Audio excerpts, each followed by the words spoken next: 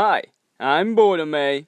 Today we are reviewing Spider-Man No Way Home, and unlike most reviews, there will be some spoilers in this one. So if you just want to know if the movie is good or bad or not, skip into the point where you see this picture once again.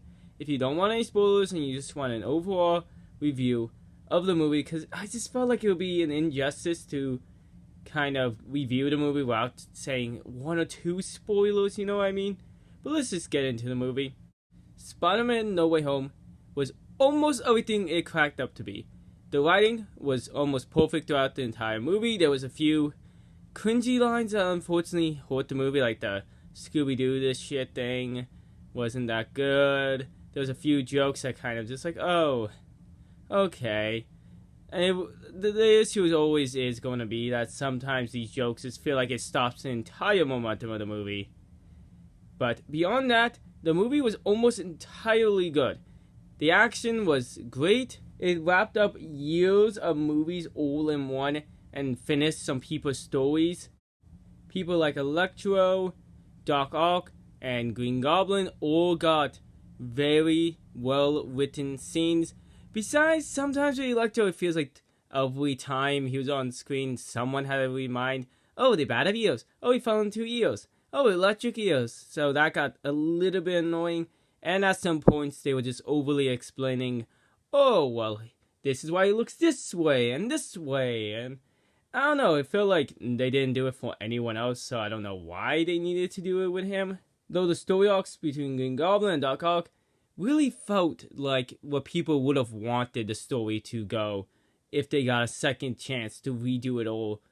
And they actually explained very well what happened right before the movie ends for each individual character and why they are not dead. They also did very good on Sandman, on why he's actually fighting Spider-Man when he kind of made up with him near the end. And it actually was nice. I felt like he kind of got the lower end of the stick. Like, even Lizard kind of got, like, good fighting scenes in, even though his story was kind of, like, a bit yada over, and, you know, sometimes it's used for jokes, like, oh, he's a dinosaur. Oh, the dinosaur talks, and things like that.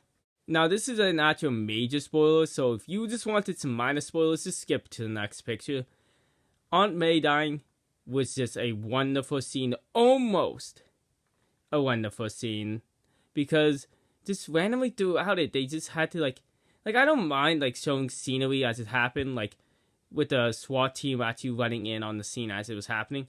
But, like, they literally, one of the shots, if you go and see it, just stops the entire momentum when they're first getting out of the car. Like, they could have added some music, made it more dramatic, and they could have fixed it. And that's with the next scene that I want to talk about. The introduction of the two Spider-Mans from the previous movie. The scene just felt like they could have done it so much better.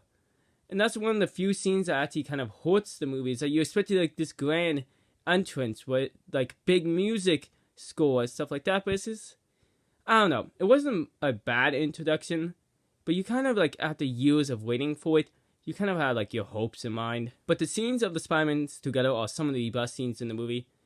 It combines what fans would want.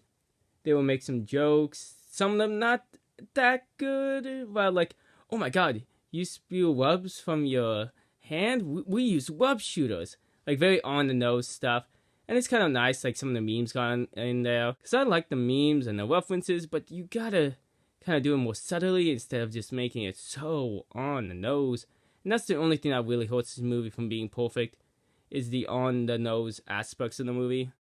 And that's the only thing that actually hurts this movie. The action is good. The stories that connect the characters are good. And it just gives a lot of emotional points, a lot of good action, a lot of good storytelling. The biggest issue of the movie really is taking out and switching a few lines or the way they present the lines. Because it's not even like the idea of what they're saying is bad. It's just like the presentation of it. And certain characters just needed a little bit more fleshing out of the story. It would have just been nice. Not because, like, they needed the story to be changed, but overall, I'm giving this movie a 91%, the highest I've given any movie, TV show, or video game. I think it was great, almost perfect. Just some minor changes would have kind of brought it to the finish line. I think even with those changes, though, like the movie would have just been like a 95, but it gets a 91 just at the end of the day. I highly recommend watching it. But if you have any movies you would like to see me review, past or present, let me know in the comments below. I've been Birdime. Make sure to have a good night.